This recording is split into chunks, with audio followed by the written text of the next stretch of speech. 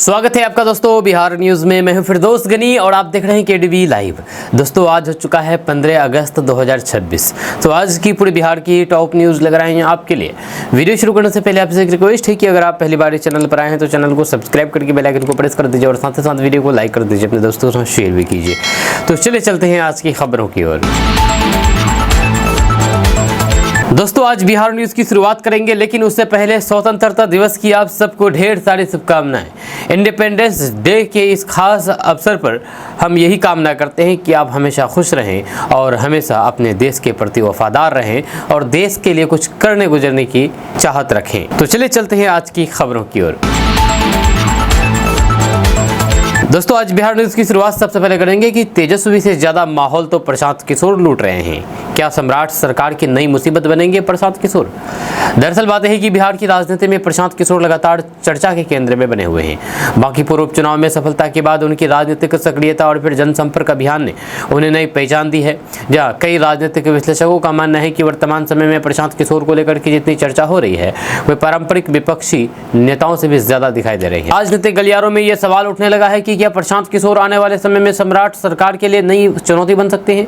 जनसुराज के विस्तार, संगठन निर्माण और फिर जनता के बीच बढ़ती मौजूदगी को लेकर के उनके समर्थक काफी उत्साह हैं। जहाँ कहीं विरोधी दल भी उनकी रणनीति और फिर राजनीतिक प्रभाव पर नजर डाले हुए हैं।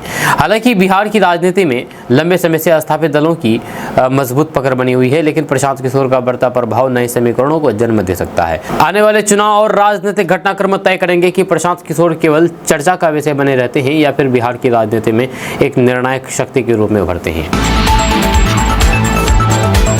15 से 19 अगस्त तक कई जिलों में गरज चमक के साथ बारिश, जाने अपने जिले का हाल। दरअसल बात है कि बिहार के मौसम को लेकर के बड़ा अपडेट सामने आया है। मौसम विभाग ने 15 से 19 अगस्त के बीच बिहार के कई जिलों में बारिश, गरज चमक और वज्रपात की संभावना जताई है। कुछ इलाकों में तेज हवाओं के साथ मध्यम से भारी बारिश भी हो सकती है, जिससे लोगों को सतर्क रहने की सलाह दी गई है। मौसम वैज्ञानिकों के अनुसार मानसून की सक्रियता बढ़ने के कारण उत्तर और फिर मध्य बिहार के कई जिलों में मौसम का मिजाज बदला रहेगा। किसानों के लिए ये बारिश फायदेमंद साबित हो सकती है, लेकिन वज्रपात और जल भराव जैसी स्थितियों को देखते हुए प्रशासन ने भी निगरानी बढ़ा दी है।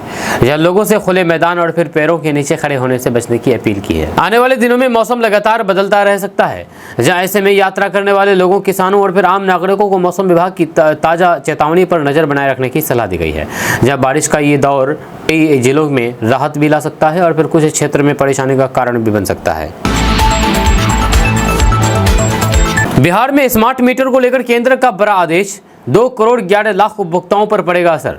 दरअसल बात है कि बिहार में स्मार्ट मीटर को लेकर के केंद्र सरकार का एक महत्वपूर्ण निर्देश सामने आया है, जिसका असर बिहार के करोड़ों बिजली उपभोक्ताओं पर पड़ सकता है। बताया जा रहा है कि इस आदेश का उद्देश्य बिजली वितरण व्यवस्था को अधिक पारदर्शी और फिर प्रभावी बनाना है। स्मार्ट मीटर के जरिए उपभोक्ताओं को बिजली खपत की सटीक जानकारी मिलने के साथ साथ बिलिंग प्रक्रिया को भी बेहतर बनाने की कोशिश की जा रही है। बिहार में पहले से ही बड़े पैमाने पर स्मार्ट मीटर लगाए जा चुके हैं और फिर आने वाले समय में इस प्रक्रिया को और तेज किया जा सकता है। बिजली कंपनियों का मानना है कि स्मार्ट मीटर से बिजली चोरी पर रोक लगाने, राजस्व बढ़ाने और फिर उपभोक्ताओं को बेहतर सेवा देने में मदद मिलेगी। वहीं पर कई उपभोक्ताओं संगठनों ने भी इस विषय पर अपनी अपनी अलग राय रखी है। जहाँ विशेषज्ञों का कहना है कि यदि इस व्यवस्था को प्रभावी ढंग से लागू किया गया तो फिर बिजली प्रबंधन में बड़ा बदलाव देखने को मिल सकता है। आज 15 अगस्त को 30,000 भूमिहीनों को मिलेगा जमीन पट्टा, लगेंगे विशेष शिविर। दरअसल बात यह है कि बिहार सरकार ने भूमिहीन परिवारों के लिए एक बड़ी पहल की घोषणा की है। जानकारी के अनुसार आज 15 अगस्त के अवसर पर बिहार के लगभग 30,000 भूमिहीन लोगों को जमीन का पट्टा प्रदान किया जाएगा। इस अभियान का उद्देश्य गरीब और फिर जरूरतमंद परिवारों को भूमि का अधिकार दिलाने तथा उन्हें अस्थायी आवास, जीवन यापन के बेहतर अवसर उपलब्ध कराना है। सरकार की ओर से इस कार्यक्रम को सफल बनाने के लिए विभिन्न जिलों में विशेष शिविर आयोजित किए जाएंगे। इन शिविरों के माध्यम से पात्र लाभार्थियों की पहचान करके उन्हें जमीन से संबंधित दस्तावेज उपलब्ध कराए जाएंगे। प्रशासन को भी सभी आवश्यक तैयारियां पूरी करने के निर्देश दिए गए हैं। सरकारी अधिकारियों का कहना है कि ये कदम सामाजिक और फिर आर्थिक रूप से कमजोर वर्गों को सशक्त बनाने की दिशा में महत्वपूर्ण कदम साबित होगी। वहीं पर भूमि अधिकार मिलने से हजारों परिवारों को सुरक्षा और अस्थायी का दायित्व होगा। सम्राट चौधरी बोले, देश से माफी मांगे राहुल गांधी। दरअसल बात है कि बिहार के मुख्यमंत्री सम्राट चौधरी ने कांग्रेस नेता राहुल गांधी को लेकर के बड़ा राजनीतिक बयान दिया है। उन्होंने कहा है कि लोकतंत्र में राजनीतिक मतभेद होना स्वाभाविक है, लेकिन कुछ मुद्दे मुद्दे ऐसे होते हैं जिन पर देश हित को सर्वोपरि रखना चाहिए। इसी दौरान उन्होंने राहुल गांधी से देश से माफी मांगने की बात कही है, जिसके बाद राजनीतिक हलकों में चर्चा तेज हो गई है। मुख्यमंत्री सम्राट चौधरी के इस बयान को लेकर के सत्तापक्ष और फिर विपक्ष के बीच बयानबाजी का दौर शुरू हो गया है। भाजपा और फिर उसके सहयोगी दल इसे राष्ट्रीय सम्मान और फिर जिम्मेदारी से जोड़ करके देख रहे हैं, जबकि विपक्ष इस बयान की आलोचना कर रहा है। दोनों पक्ष अपने अपने तर्कों के साथ जनता के बीच इस मुद्दे को लेकर के सक्रिय नजर आ रहे हैं। वहीं पर बिहार सहित राष्ट्रीय राजनीति में इस बयान के दूरगामी राजनीतिक मायने निकाले जा रहे हैं। आने वाले दिनों में इस मुद्दे पर और प्रतिक्रिया सामने आ सकती है। बिहार के कई जिलों में आंधी और बारिश और वज्रपात की चेतावनी। दरअसल बात है कि बिहार में मौसम एक बार फिर से करवट लेने वाला है। मौसम विभाग ने बिहार के कई जिलों में आंधी बारिश, तेज बारिश और फिर वज्रपात की चेतावनी जारी की है। विभाग के अनुसार अगले कुछ दिनों तक मौसम का मिजाज बदला रह सकता है। कई क्षेत्रों में तेज हवाओं के साथ बारिश दर्ज की जा सकती है। विशेषज्ञों का कहना है कि मानसून की सक्रियता बढ़ने के कारण ये स्थिति बनी हुई है। किसानों, यात्रियों, खुले स्थानों पर काम करने वाले लोगों को विशेष सावधानी बरतने की सलाह दी गई है। प्रशासन को भी संभावित आपात स्थिति से निपटने के लिए सतर्क रहने को कहा गया है। मौसम विभाग ने लोगों से अपील की है कि खराब मौसम के दौरान सुरक्षित स्थानों पर रहें और वज्रपात के समय पैरों या फिर खुले मैदानों में खड़े होने से बचें। आने वाले दिनों में मौसम से जुड़े ताज़ा अपडेट पर नजर जरूर रखना होगा ताकि किसी भी तरीके की परेशानी से बचा जा सके। बिहार में घर दुकान बनाना सस्ता होगा, अब 50 लाख तक के निर्माण पर नहीं लगेगा सेस। बिहार में घर या फिर दुकान बनाने की योजना बना रहे लोगों के लिए बड़ी राहत की खबर सामने आई है। जब बिहार में अब 50 लाख रुपए तक के निर्माण लागत वाले मकान और दुकानों पर सेस नहीं लगाया जाएगा। इस फैसले से आम लोगों, छोटे कारोबारियों और फिर मध्यम वर्गों को सीधा फायदा मिलने की उम्मीद जताई जा रही है। लंबे समय से निर्माण क्षेत्र से जुड़े लोग इस तरीके के राहत की मांग कर रहे थे। सरकार का मानना है कि इस फैसले से निर्माण गतिविधियों को बढ़ावा मिलेगा और लोगों पर आर्थिक बोझ कम होगा। खास करके ग्रामीण और फिर शहरी क्षेत्र में छोटे स्तर पर मकान और फिर व्यावसायिक भवन बनाने वाले लोगों को इससे राहत मिलेगी। निर्माण लागत कम होने से नए निवेश और फिर विकास कार्यों को भी गति मिलने की संभावना जताई जा रही है। प्रशांत किशोर ने सरकार पर साधा निशाना, कहा बिहार में अपराध और पलायन नहीं रुकने वाला। दरअसल बात है कि जनसुराज के संस्थापक और विधायक प्रशांत किशोर ने बिहार सरकार पर तीखा हमला बोलते हुए बिहार की कानून व्यवस्था और रोजगार की स्थिति पर सवाल उठाए हैं। उन्होंने कहा है कि जब तक शासन और प्रशासन की कार्यशैली में बड़ा बदलाव नहीं होगा तब तक बिहार में अपराध और पलायन जैसी समस्या खत्म नहीं होगी। उनके इस बयान के बाद राजनीतिक हलकों में नई बहस शुरू हो गई है। प्रशांत किशोर ने दावा किया है कि आज भी बड़ी संख्या में युवा रोजगार की तलाश में दूसरे राज्यों की ओर पलायन करने को मजबूर हैं। उन्होंने कहा है कि विकास और फिर रोजगार के दावे के बावजूद भी जमीनी स्तर पर अपेक्षित बदलाव दिखाई नहीं दे रहे हैं। साथ ही उन्होंने अपराध की घटनाओं को लेकर भी सरकार की नीतियों पर सवाल उठाए हैं। उनके बयान पर सत्ता पक्ष और फिर विपक्ष की ओर से अलग अलग प्रतिक्रिया सामने आ रही है। राजनीतिक विश्लेषकों का मानना है कि आगामी चुनाव को देखते हुए ऐसे मुद्दे बिहार की राजनीति में और अधिक प्रमुखता से उठाए जाएंगे। फिलहाल प्रशांत किशोर का ये बयान राज्य की राजनीति में चर्चा का विषय बना हुआ है। इंजीनियर के ठिकानों पर निगरानी का छापा, 3 करोड़ की 17 जमीन, मकान और 19 लाख रुपए के गहने मिले। दरअसल बात है कि बिहार में आय से अधिक संपत्ति के मामले में निगरानी विभाग ने बड़ी कार्रवाई करते हुए एक इंजीनियर के कई ठिकानों पर छापेमारी की। यह जांच के दौरान अधिकारियों को करोड़ों रुपए की संपत्ति से जुड़े दस्तावेज मिले हैं। यह प्रारंभिक जानकारी के अनुसार करीब 3 करोड़ रुपए मूल्य की 17 जमीन और फिर मकानों का पता चला है। इसके अलावा लाखों रुपए के आभूषण और फिर अन्य महत्वपूर्ण कागजात भी बरामद किए गए हैं। निगरानी विभाग की टीम ने छापेमारी के दौरान बैंक खातों, निवेश और फिर संपत्ति से जुड़े दस्तावेजों की भी जांच की है। अधिकारियों का कहना है कि संबंधित इंजीनियर की आय और फिर संपत्ति का मिलान किया जा रहा है। यदि जांच में अनियमितता सामने आती है तो फिर आगे कानूनी कार्रवाई की जाएगी। मामले को लेकर के विभाग लगातार जाँच में जुटा हुआ है। इस कार्रवाई के बाद सरकारी विभागों में भी चर्चा तेज हो गई है। भूख हड़ताल पर बैठेंगे सांसद पप्पू यादव, बताई बड़ी वजह। दरअसल बात है कि पूर्णिया सांसद पप्पू यादव ने एक अहम मुद्दे को लेकर के भूख हड़ताल पर बैठने का ऐलान कर दिया है। उन्होंने कहा कि जनता से जुड़े कई गंभीर सवालों को लेकर के वे लंबे समय से आवाज उठा रहे हैं, लेकिन अब तक कोई भी ठोस समाधान नहीं निकल पाया है। इसी कारण उन्होंने लोकतांत्रिक तरीके से विरोध दर्ज कराने का फैसला किया है। पप्पू यादव का कहना है कि उनका आंदोलन पूरी तरह से जनता के हित में होगा। उन्होंने आरोप लगाया है कि संबंधित मुद्दों पर सरकार और फिर प्रशासन की ओर से अपेक्षित कार्रवाई नहीं की गई है। उन्होंने अपने समर्थकों और फिर आम लोगों से भी इस अभियान में सहयोग की अपील की है। उनके इस ऐलान के बाद बिहार की राजनीति में नई चर्चा शुरू हो गई है। राजनीतिक जानकारों का मानना है कि यह आंदोलन आने वाले दिनों में बड़ा राजनीतिक मुद्दा बन सकता है। अब सभी की नजर इस बात पर है कि सरकार और फिर प्रशासन इस पर क्या रुख अपनाते हैं। नीतीश कुमार जैसी दिमागी हालात बिहार के डिप्टी सीएम विजेंद्र यादव पर यह क्या बोल गए लालू प्रसाद यादव की बेटी रोहिणी आचार्य। दरअसल बात है कि बिहार की राजनीति में एक बार फिर से बयानबाजी को लेकर के हलचल तेज हो गई है। लालू प्रसाद यादव की बेटी रोहिणी आचार्य ने डिप्टी सीएम विजेंद्र यादव और सत्ताधारी गठबंधन पर निशाना साधते हुए ऐसा बयान दिया है जिसकी राजनीतिक गलियारों में खूब चर्चा हो रही है। उनके बयान के बाद सत्ता पक्ष और विपक्ष के बीच जुबानी जंग और तेज होने वाली है।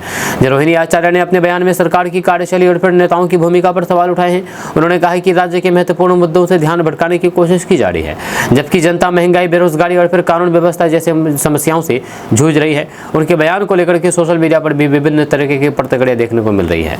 वहीं सत्ताधारी दल के नेताओं ने रोहिणी आचार्य के बयान की आलोचना करते हुए इसे राजनीतिक निराशा का परिणाम बताया है।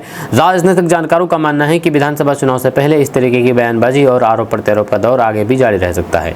फिलहाल ये मामला बिहार की राजनीति में चर्चा का प्रमुख विषय बना हुआ है। पप्पू यादव ने जीतन राम मांझी का किया समर्थन, शराबबंदी की समीक्षा की मांग। दरअसल बात है कि बिहार में शराबबंदी कानून को लेकर के सियासत एक बार फिर से गर्मा गई है। जहां पूर्णिया सांसद पप्पू यादव ने केंद्रीय मंत्री और हिंदुस्तानी अवाम मोर्चा के संरक्षक जीतन राम मांझी की उस मांग का समर्थन किया है जिसमें उन्होंने शराबबंदी कानून की समीक्षा की बात कही थी। पप्पू यादव का कहना है कि किसी भी कानून की सफलता और उनके प्रभाव का समय समय पर मूल्यांकन होना चाहिए ताकि उसकी कमियों को दूर किया जा सके। पप्पू यादव ने कहा है कि शराबबंदी लागू होने के बाद भी राज्य में अवैध शराब का कारोबार और तस्करी की घटनाएं सामने आती रहती हैं। ऐसे में सरकार को इस कानून के सामाजिक, आर्थिक और फिर प्रशासनिक प्रभाव की गंभीरता से समीक्षा करनी चाहिए। उन्होंने ये भी कहा कि जनता के हित में जो फैसले उचित होगा उसी दिशा में कदम उठाए जाने चाहिए।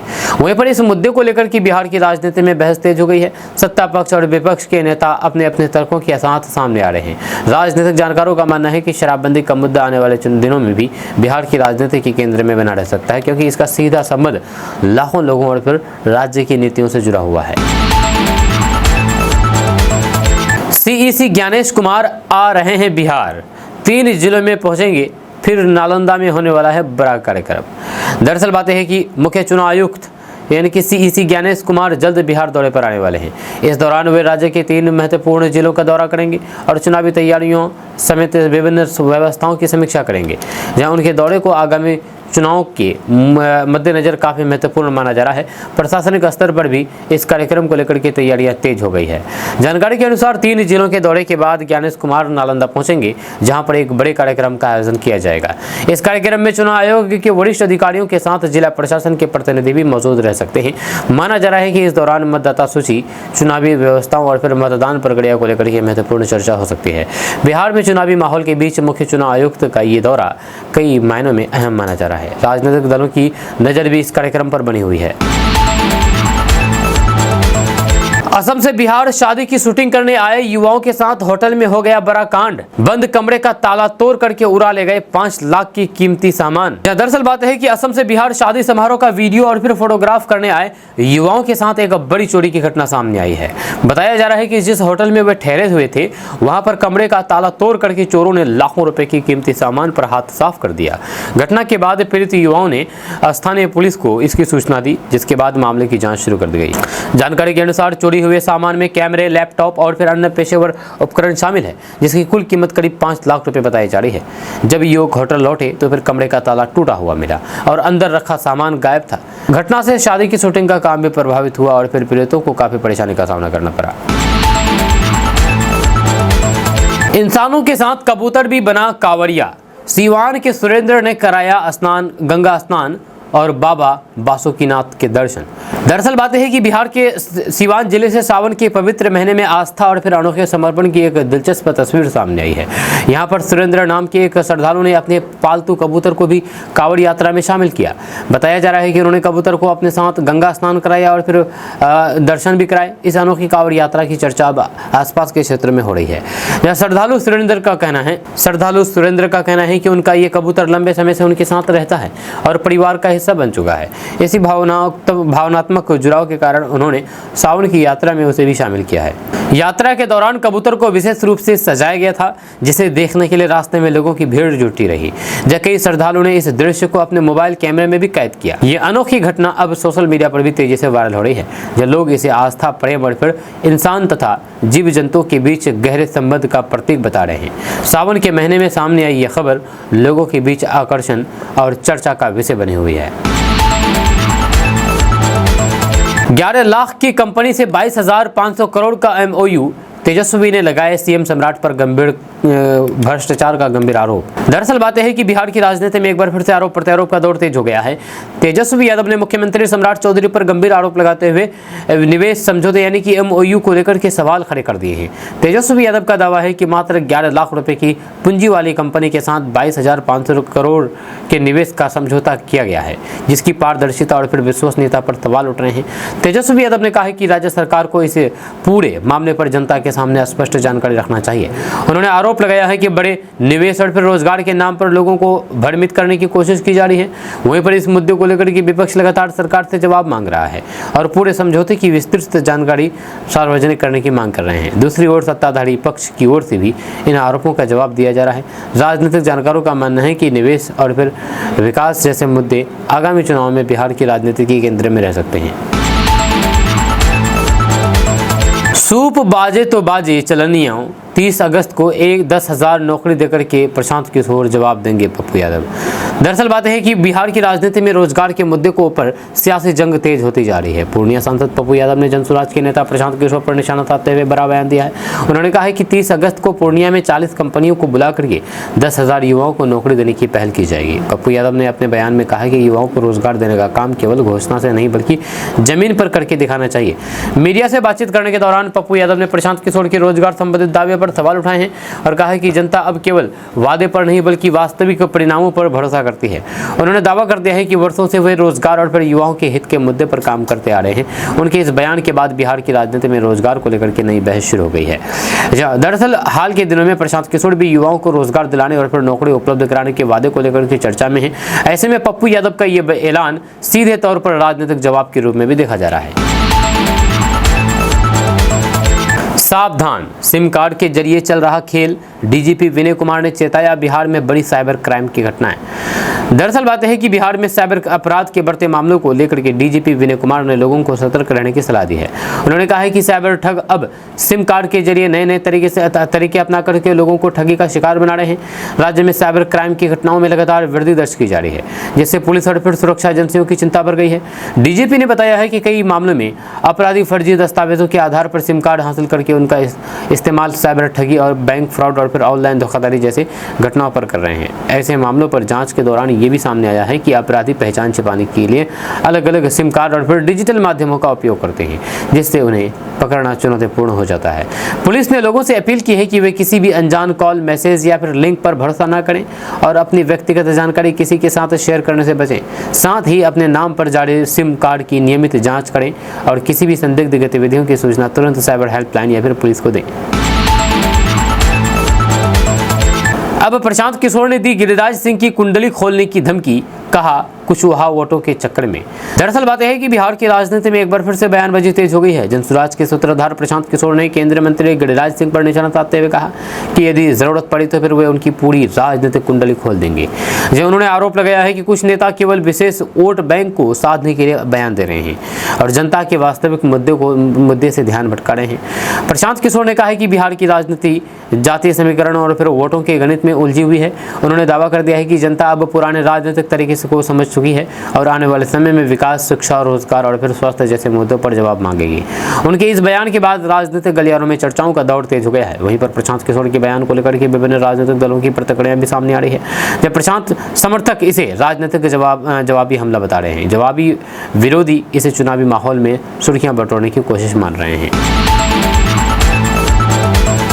आकाशदीप और मुकेश कुमार से छीना जा सकता है डीपी पद, सम्राट चौधरी सरकार ने दोनों खिलाड़ियों के सामने रखी बड़ी शर्त। दरअसल बात है कि बिहार सरकार द्वारा सम्मानित खिलाड़ियों आकाशदीप और मुकेश कुमार को लेकर के एक नई चर्चा शुरू हो गई है। दोनों खिलाड़ियों को राज्य सरकार ने महत्वपूर्ण जिम्मेदारी और फिर सम्मान दिया है, लेकिन अब उनके सामने कुछ शर्तें रखी गई है। इन शर्तों को पूरा नहीं करने की स्थिति में उनके पद पर असर पड़ सकता है, जैसे खेल जगत में भी इस मुद्दे को लेकर के बहस शुरू हो गई है।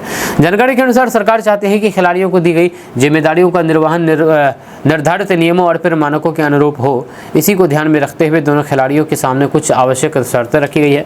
सरकार का मानना है कि खिलाड़ियों को मिलने वाले विशेष पद और फिर सुविधाओं के साथ कुछ प्रशासनिक जिम्मेदारियां भी जुड़ी होती है, जिसका पालन करना जरूरी है।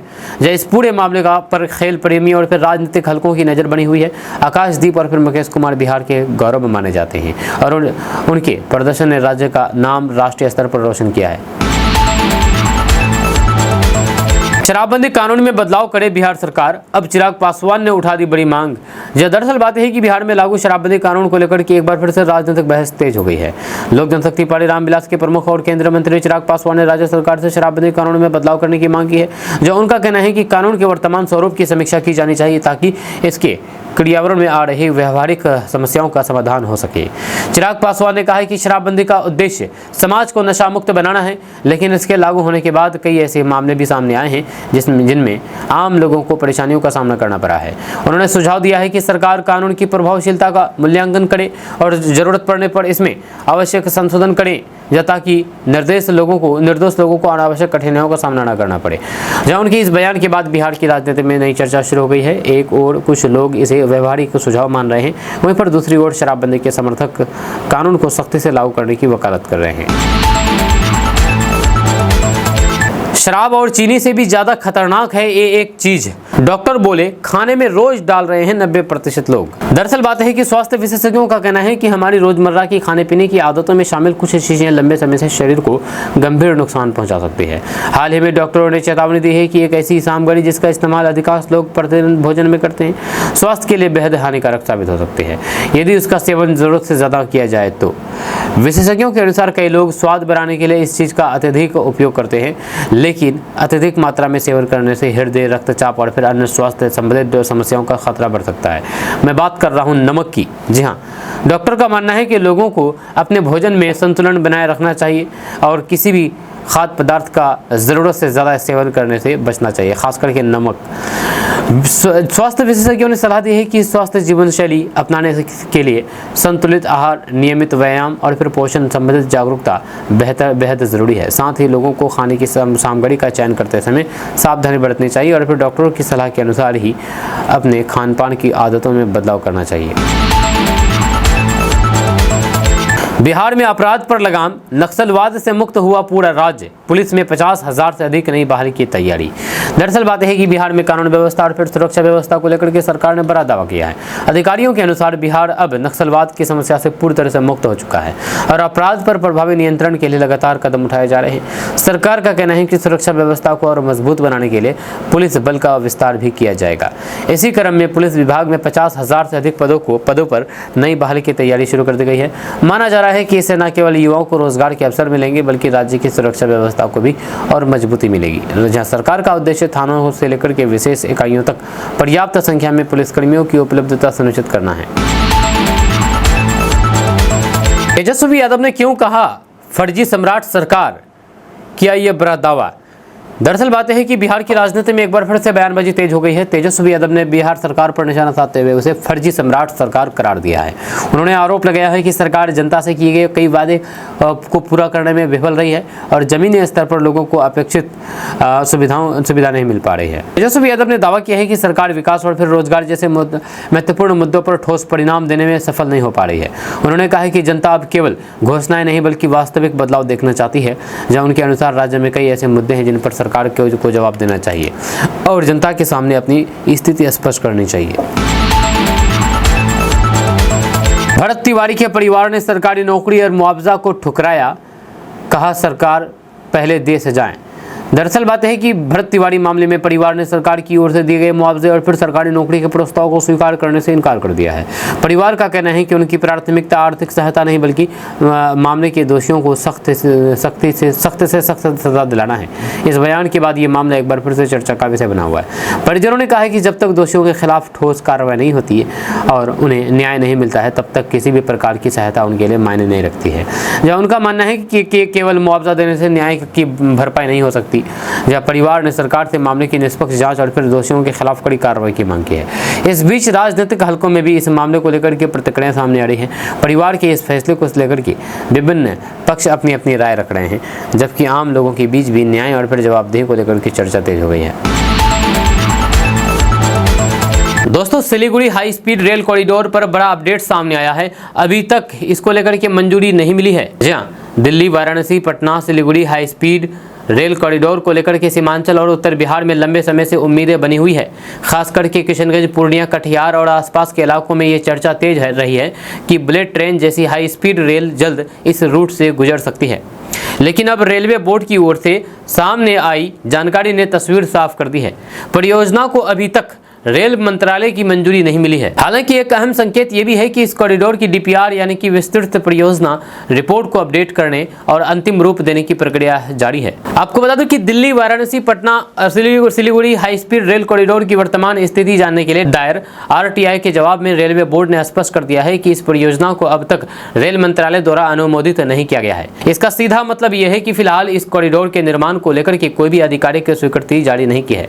वहीं पर रेलवे बोर्ड ने यह भी बताया है कि मंजूरी से संबंधित कोई भी आदेश, अधिसूचना या फिर आधिकारिक पत्र उपलब्ध नहीं है। यही नहीं, प्री फिजिबिलिटी स्टडी, सर्वे और भूमि अधिग्रहण, टेंडर प्रक्रिया और फिर निर्माण कार्य से जुड़े अभिलेख भी उपलब्ध नहीं बताए गए हैं।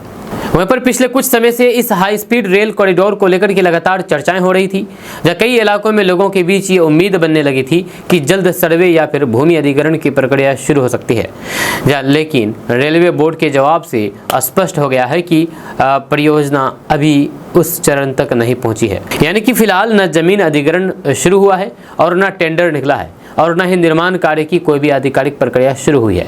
ऐसे में बुलेट ट्रेन या फिर हाई स्पीड रेल को लेकर के फैल रही कई चर्चाओं को फिलहाल आधिकारिक आधार नहीं मिला है। परियोजना को मंजूरी भले ही नहीं मिली हो, लेकिन डीपीआर को अंतिम रूप देने की प्रक्रिया जारी होना एक महत्वपूर्ण प्रशासनिक संकेत माना जाए। किसी भी बड़ी रेलवे परियोजना में डीपीआर वह दस्तावेज होता है जिसमें रूट, स्टेशन, लागत, तकनीकी डिजाइन, भूमि आवश्यकता और निर्माण संबंधित विस्तृत योजना तैयार की जाती है। यदि डीपीआर अंतिम चरण में है तो फिर इसका मतलब यह है कि परियोजना पूरी तरह से बंद नहीं हुई है, बल्कि अभी योजना और फिर मूल्यांकन के स्तर पर काम चल रहा है।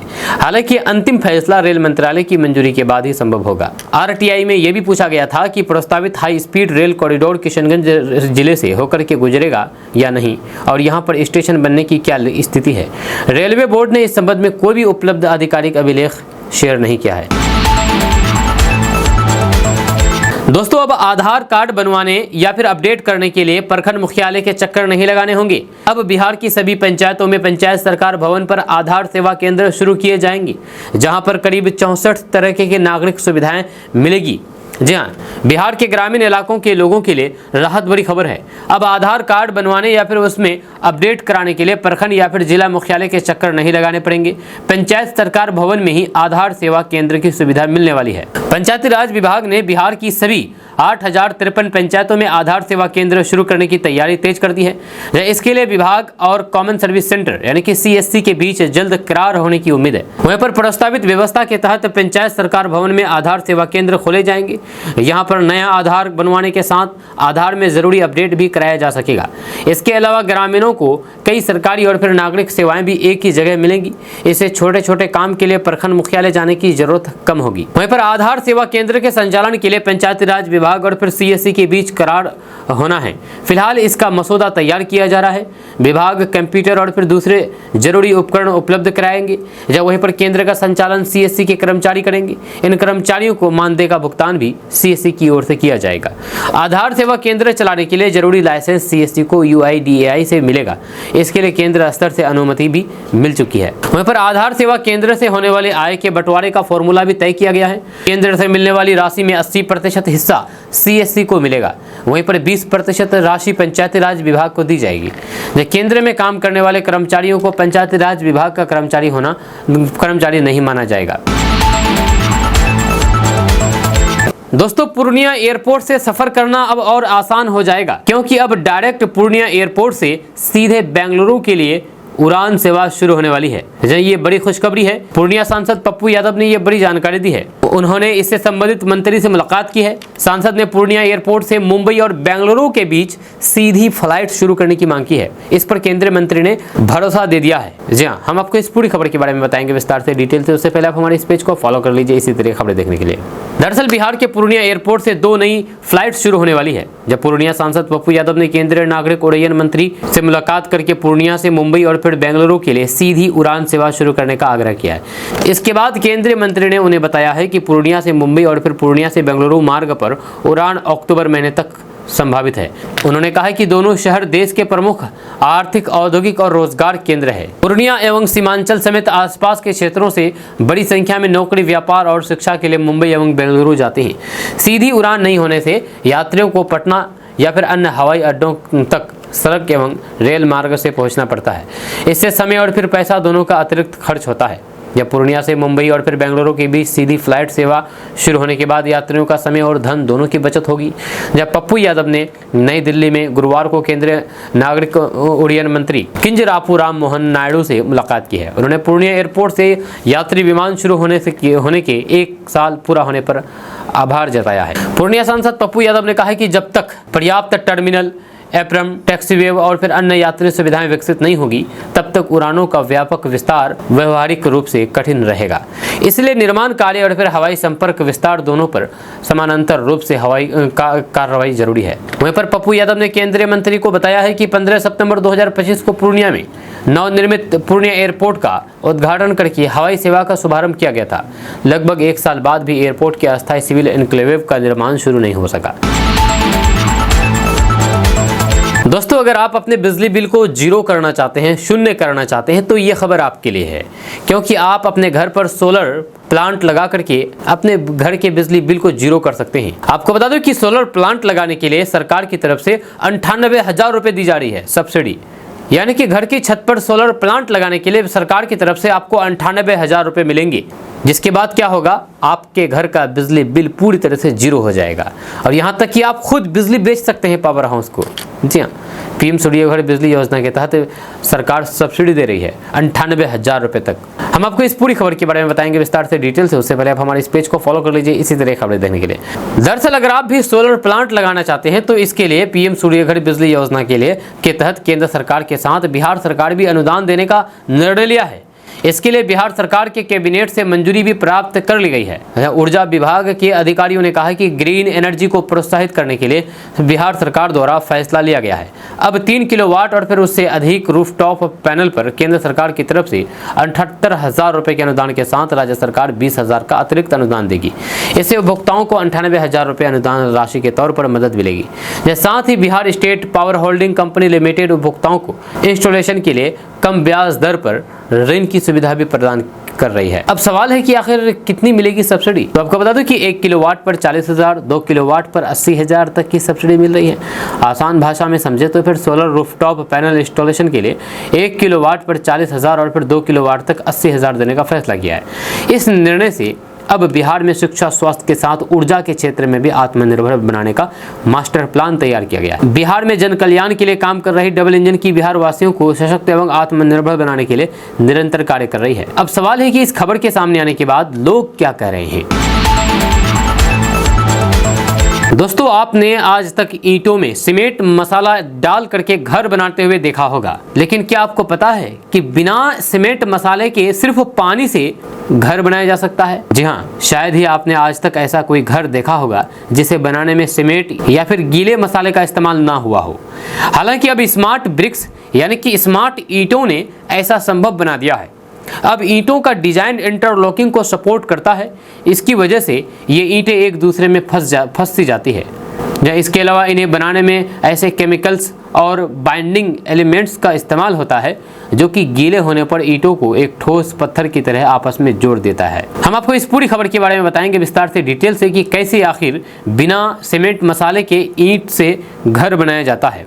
दरअसल तकनीक इस कदर आगे बढ़ चुकी है कि ऐसी ईंटें तैयार कर ली गई है जो सिर्फ पानी की मदद से एक साथ जुड़ी रह सकती है। इन्हें वाटर एक्टिवेटिंग इंटरलॉकिंग ब्रिक्स कहा जाता है। इस एडवांस कंस्ट्रक्शन टेक्नोलॉजी की खासियत यह है कि ये घर बनाते समय इस्तेमाल में होने वाली रेत, सीमेंट और गीले मसाले की ज़रूरत को पूरी तरह से ख़त्म कर देती है। गौर करने वाली बात यह है कि घर बनाते समय इस सामान पर कुल लागत का अच्छा खासा बड़ा हिस्सा लगता है। इससे घर बनाने की लागत काफ़ी कम हो सकती है, क्योंकि एक वाटर एक्टिवेटिंग इंटरलॉकिंग ईंट को बनाने का खर्च सिर्फ 8 से 12 रुपये रहता है। इतना ही नहीं, इन ईंटों की मदद से घर अभी भी बनाए जा रहे हैं। और इनके काम करने का तरीका बेहतरीन है। ये ईंटें केमिकल इंटरलॉकिंग और वाटर एक्टिवेटेड केमिकल बाइंडिंग तकनीक पर काम करती है।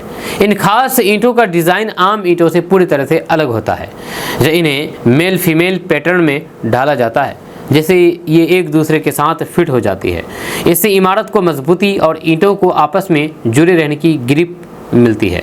इन ईंटों को कुछ खास ट्राई केमिकल बाइंडर्स जैसे कि रिएक्टिव पॉलीमर या फिर मॉडिफाइड हाइड्रोलिक मल्टीलेयर को मिलाकर के तैयार किया जाता है।